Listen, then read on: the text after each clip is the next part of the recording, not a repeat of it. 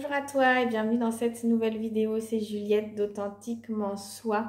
Aujourd'hui, je viens de parler d'un sujet très important pour les hypersensibles qui va certainement te parler. Je viens de parler d'estime de soi. L'estime de soi a souvent été très abîmée chez les personnes hypersensibles, ce qui les amène dans leur vie à manquer beaucoup de confiance, à avoir de la difficulté à s'affirmer, à se positionner face à l'autre, à prendre leur place, à pouvoir dire vraiment ce qu'ils sont, à être eux-mêmes, jusqu'à parfois même s'excuser d'exister ou de déranger. Et donc, évidemment que ça amène énormément de mal-être, de souffrance, de somatisation du corps, d'anxiété, d'insécurité même à l'intérieur, parce que c'est comme quelque chose de soi qui n'arrive pas, qui ne croit pas assez en qui il est pour pouvoir prendre sa place. J'ai même envie de dire s'incarner vraiment dans sa vie, dans qui il est, et de pouvoir prendre place face à l'autre, face au monde, parce qu'il y a presque derrière tout ça une peur même de se montrer, une peur d'être face à l'autre, une peur de s'exprimer, une peur de dire. Donc ça, c'est quelque chose qui me tient vraiment à cœur, justement, d'aider les hypersensibles à se réparer dans ce qui a été abîmé en eux, à se retrouver justement dans leur juste valeur et à aller retrouver une meilleure estime d'eux-mêmes, parce que ça amène à un vrai soulagement, à une vraie libération, parce que comme je le disais tout à l'heure, vivre en tant qu'hypersensible avec cette blessure dans son identité, dans sa valeur, ça amène énormément de mal-être et de souffrance. Et ça, je vois ça quasiment à chaque fois dans toutes les personnes que j'accompagne, qui sont des êtres hypersensibles et qui ont toute cette chose où il y a quelque chose qui a été blessé, il y a une image d'eux-mêmes qui est très négative, très dévalorisée, qui vient leur dire qu'ils ne sont pas assez bien, ils sont nuls, qui ils sont, ça n'est pas bien, être sensible, ça n'est pas bien, être hypersensible, ça n'est pas bien, ils ne sont pas capables, ils ne valent rien, ils n'ont pas le droit, tu vois, peut-être que ça va résonner chez toi. Moi, ça a beaucoup résonné chez moi pendant des années. C'est quelque chose que j'ai travaillé depuis des années et que je continue aujourd'hui. Aujourd'hui, c'est quelque chose chez moi qui est, comment je dirais, qui m'habite en tout cas, parce que c'est une cause que j'aime défendre dans ce chemin dans lequel je suis allée recréer, je dirais plutôt réparer, reconstruire, retrouver cet amour, cette sensation de valeur de soi, de respect, oui, j'ai envie de dire même d'amour de soi-même, parce que l'amour de soi-même, c'est quoi? C'est pas quelque chose d'égocentrique, c'est quelque chose qui fait qu'on est conscient de sa valeur, on sait ce que l'on vaut et on sait qu'on prend sa place et on s'affirme pour qui on est dans le monde.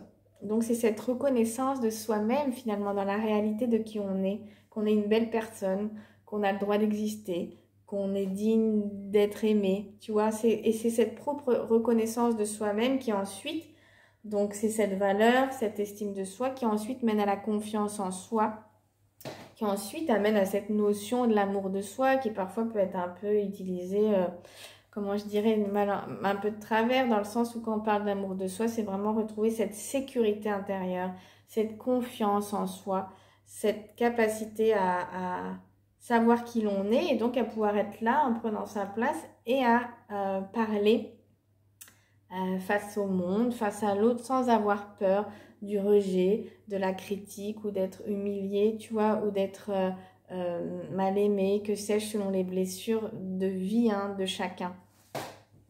Donc dis-moi en commentaire là, si tu regardes cette vidéo, comment ça résonne peut-être pour toi. Comment aujourd'hui toi tu te sens par rapport à cette estime de soi, par rapport à ta valeur.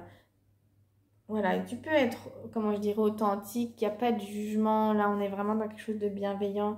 Quand on parle d'estime de soi, de sa valeur, on touche à quelque chose de profond, d'intime. Donc d'ailleurs, tu n'as même pas d'obligation de partager un commentaire. C'est peut-être même plus pour toi-même, là, et te sens-toi libre. Voilà, tu en es où par rapport à cette confiance en toi et ce regard que tu poses sur toi, cette valeur que tu te donnes aujourd'hui? Est-ce qu'il y a des événements dans ta vie qui ont pu amener que ça a été abîmé? Est-ce qu'il y a eu des jugements portés sur toi, des dévalorisations? des critiques, des choses que toi tu as pris comme quelque chose de très difficile hein, pour ta personne, qui t'ont heurté au plus profond de ton être. Parce que ce qu'il faut comprendre, c'est aussi que quand on est hypersensible, en fait, on est touché beaucoup plus fort. Tout prend des proportions beaucoup plus grandes. C'est pour ça qu'à un moment donné, quand c'est trop, c'est trop. Donc peut-être des choses qui seraient parues comme anodines pour quelqu'un, bah pour toi, en tout cas anodines, ou alors qui se seraient résolues assez rapidement, tu vois, dans le temps, bah peut-être pour toi. Hypersensible par rapport aussi déjà à l'image qu'on a renvoyée de toi dans ton environnement quand tu étais enfant sur les émotions, la sensibilité. Déjà, c'était déjà venu un peu heurter peut-être qui tu étais. Mais voilà, prends le temps de... Est-ce qu'il y a eu des choses vraiment dans ton histoire qui sont venues heurter qui tu étais vraiment et en tant qu'hypersensible que tu étais, c'est important que tu comprennes que ça a pu être exacerbé fois 1000, c'est-à-dire que l'hypersensible, et ça je parle aussi en connaissance de cause, hein, est touché au plus profond de son être, hein, euh, un mot peut venir vraiment l'anéantir, c'est quelque chose qui va venir résonner là à l'intérieur de lui, qui va venir vraiment l'anéantir dans qui il est, dans ce qu'il habite, dans cette profondeur qu'il habite, dans cette ultra-sensibilité qu'il habite. Et donc ça vient le heurter profondément. Le souci, c'est que c'est quelque chose qui va garder certainement pendant des années parce qu'on lui a appris qu'il fallait pas trop être sensible, qu'il fallait pas trop dire ses émotions, qu'il fallait prendre sur soi, etc., etc.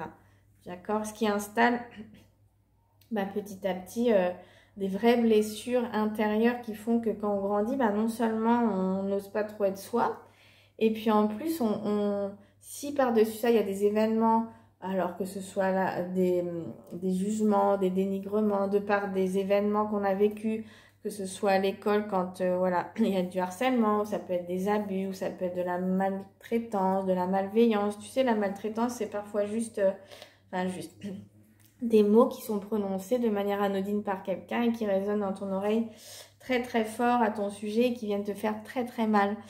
Donc, en fait, c'est toutes ces choses-là qui sont importantes d'aller regarder pour toi. Si tu veux aller réparer au niveau de ta valeur, de ton estime, retrouver de la confiance, c'est important d'aller regarder dans ton histoire. C'est quoi, voilà, c'est quoi les événements qui auraient pu te heurter justement à ce niveau-là? Qu'est-ce qui s'est passé pour toi? Comment on a parlé de toi? Comment on t'a regardé? Est-ce qu'il y a des événements de ta vie où on t'a fait te sentir mal, où on t'a fait te sentir nul, où on t'a fait te sentir, ouais, je vais prendre un mot fort, hein, mais comme, comment je dirais, comme un vieux torchon, tu vois, quelque chose comme une merde, parce qu'il faut le dire. Il y a parfois des événements de vie qui nous font... Moi, c'est ce qui s'est passé à l'école. Alors, il y a d'autres événements, évidemment, mais celui-là, c'est vrai qu'il était fondamental. Qui font que tu ancres en toi à force d'entendre des choses négatives à ton égard ou des regards, ou voilà, ça passe par plein de choses, que tu ancres en toi des choses très négatives qui vont te suivre toute ta vie, même si tu essayes de mettre ça sous un couvercle, et d'autant plus si tu es hypersensible, puisque je répète, l'hypersensible réagit de manière beaucoup plus exacerbée. Donc il peut être heurté à un niveau qu'on ne soupçonne même pas, et ça va comme le hanter, hein, quelque chose toute sa vie, dans le sens où il va se développer avec ses idées très erronées sur lui-même, alors qu'il est fondamentalement quelqu'un de gentil, d'empathique, de là pour les autres, de doux, de voilà. Et qu'est-ce que ça va amener à un hypersensible qui est blessé dans sa valeur, dans son identité? Ça va amener nécessairement de la dévalorisation de soi, ça va amener un manque de confiance, ça va amener un fort jugement sur soi-même, ça va amener qu'on peut être très dur, très exigeant envers soi, ça va amener beaucoup d'insécurité. Ça va faire que aussi face à l'autre, on va comme toujours on va donner plus de crédit à ce que dit l'autre qu'à ce qu'on dit soi. On est comme toujours, on se place en dessous de l'autre. On va plus valider l'autre que soi. On va... Enfin, quelque part, c'est comme si on avait perdu son pouvoir personnel et qu'on le redonnait à l'autre. L'autre serait mieux que nous. L'autre est plus valide que nous. On le valide plus que nous. C'est comme si on attendait presque l'autorisation, l'approbation de l'autre d'être qui on est. Ou tu vois ce que je veux dire, ou de créditer ce qu'on dit ou ce qu'on est. Donc l'hypersensible qui a perdu cette estime de lui, qui a été très abîmé dans ça, il a perdu quelque part ce pouvoir personnel et il avance dans sa vie toujours en se mettant en dessous des autres ou de l'autre. Et pourquoi aussi? Ben, parce qu'il a, quelque part, il a peur. Il y a une peur qui est là, une insécurité de l'autre. Qu'est-ce que l'autre va dire? Qu'est-ce que l'autre va faire? Qu'est-ce que l'autre va penser? Donc, il y a une adaptation permanente face à l'autre par peur du jugement hein, ou de la critique et parce que à l'intérieur de soi, c'est là que ça se passe, il y a une vraie, comment je dirais, méconnaissance de soi-même et de sa vraie valeur et de qui l'on est, de ses capacités intérieures, que l'on a aussi un pouvoir personnel à reprendre, que l'on est une belle personne. On est comme pris au piège dans des blessures, des critiques intérieures, tout ça vient de ton histoire, ça vient de ton histoire et ça vient de ce que tu as entendu à ton égard, ça vient de conditionnement, ça vient d'événements que tu as pu vivre, en lien en tout cas avec, voilà, avec ce dont je suis en train de parler, hein, des jugements, des dévalorisations, etc., qui ont fait qu'aujourd'hui tu portes toujours, c'est comme une chape de plomb quelque part sur toi et qui t'empêche bah, de reprendre ce fameux pouvoir personnel et qui t'empêche de voir qui tu es, vraiment. Et ça, c'est vraiment énormément de souffrance, énormément de mal-être parce que on avance dans la vie un peu comme un petit oiseau, je dirais, affolé ou apeuré. Et c'est difficile du coup de ne pas pouvoir prendre sa place, dire, s'affirmer. Il y a comme quelque chose qui est toujours dans cette insécurité.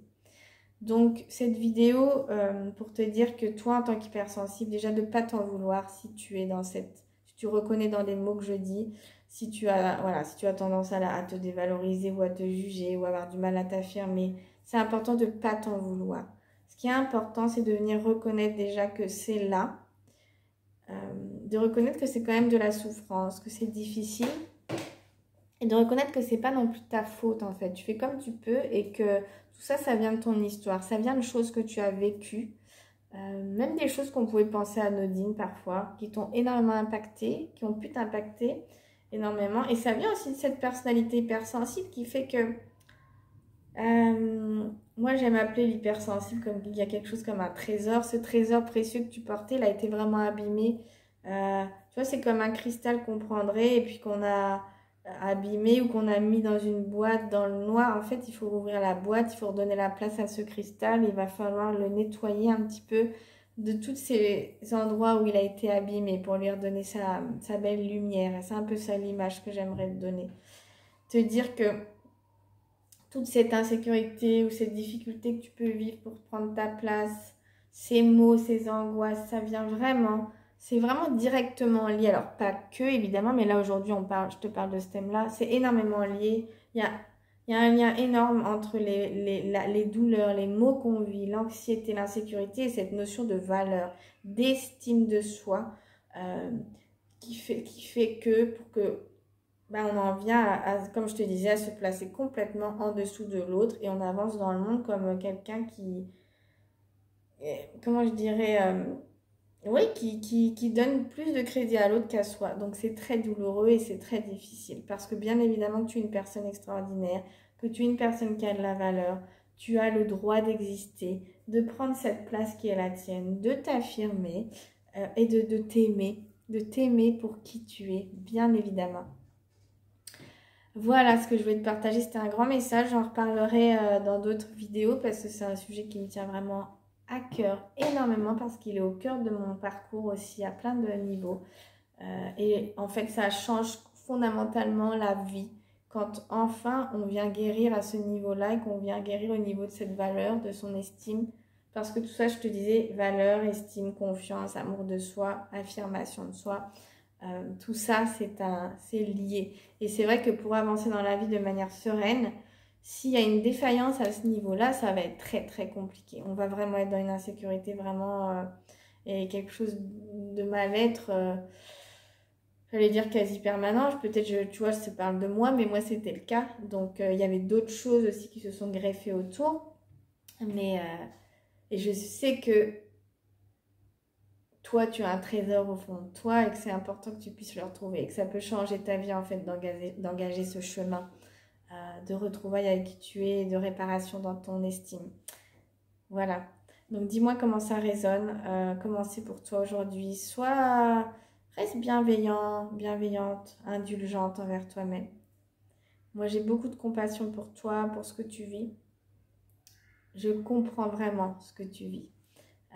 Et je suis là pour te montrer le chemin que c'est possible et que tu peux changer ta vie énormément en osant travailler intérieurement sur toi-même.